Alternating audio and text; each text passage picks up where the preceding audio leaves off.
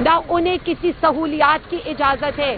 اور یہاں تک ہے کہ ان کی اہلیہ کو بھی رمضان کی چیزوں کی اجازت نہیں دی گئی۔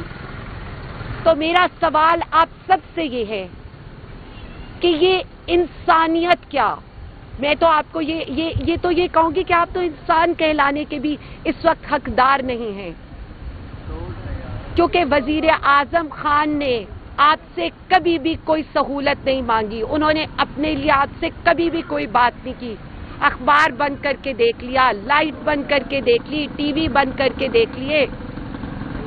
جو کر سکتے تھے آپ نے ان کے ساتھ کیا، لیکن آج بھی وہ شخص نہیں ٹوٹ رہا۔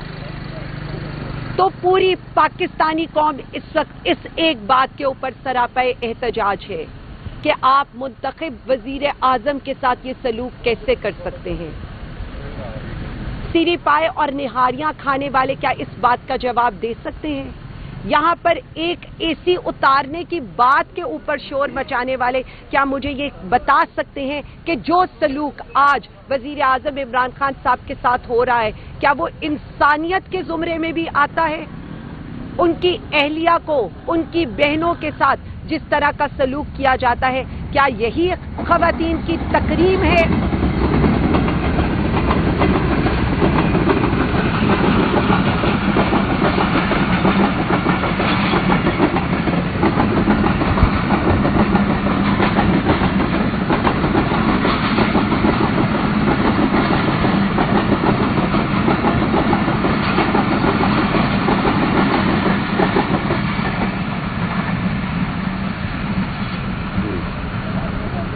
ہم یہ کہتے ہیں آپ ہم پر تو ظلم کر رہے ہیں،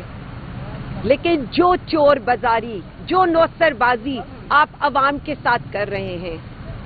مجھے یہ کوئی بھی بتا دے کہ یہ رمضان میں عوام کے لیے روزے رکھنا کتنا مشکل ہے۔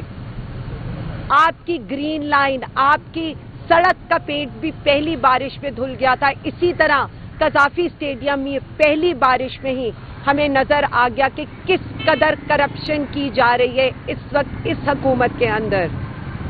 اور اس حکومت کی کارکردگی صرف اشتہارات تک ہے، اور وہ اشتہارات جو صرف عوام کے پیسوں کے اوپر ہیں۔ پاکستان تحریک انصاف کو دبانے کے لیے آزادی رائے کو دبایا جا رہا ہے، پیکا لایا گیا۔ پاکستان تحریک انصاف اور وزیر اعظم عمران خان صاحب کے مقدموں میں یہ جو انصاف کی امید تھی اس کو ختم کرنے کے لیے 26ویں ترمیم لائی گئی، اس کے باوجود بھی ہم آج بھی عدالتوں کے سامنے بھی کھڑے ہیں اور ہم رول آف لا کی جنگ بھی لڑ رہے ہیں۔ تو میں صرف اتنا کہنا چاہوں گی کہ ہم پاکستان تحریک انصاف صرف ایک لیڈر، ہمارا اب کے بعد جو بھی ایجنڈا ہے وہ یہی ہے، ایک لیڈر وزیر اعظم عمران خان صاحب کے لیے کی رسائی، ان کی رہائی، اور ہمیں یہ تشویش ہے کہ جو ان کے کان کا انفیکشن ہے ان کے ذاتی معالج سے ان کو کیوں نہیں ملنے دیا جا رہا۔ جو یہ اندر ہمارے 5 قائدین بیٹھے ہیں ان کا بھی ایک ہی مطالبہ ہے کہ انہیں فیئر ٹرائل دیا جائے۔ 2 سال سے ان کو ضمانتیں نہیں دی گئیں، لیکن ایٹ لیسٹ انہیں فیئر ٹرائل کا حق دیا جائے۔ ہمارے وہ جو ملٹری کسٹڈی کے اندر لوگ بیٹھے ہیں وہ بھی ڈٹ کے وزیر اعظم عمران خان صاحب کے ساتھ کھڑے ہیں اور وہ یہی کہتے ہیں کہ ہم انصاف لے کر اس قوم کی آزادی لے کر باہر نکلیں گے۔ اسی طرح ہمارے جو لوگ 51 اسیران گجرانوالہ ہیں جنہیں سزائیں دی گئی ہیں ان کے بارے میں بھی میں یہی بات کروں گی کہ قوم کے بچوں کے ساتھ یہ ظلم نہیں ہونا چاہیے۔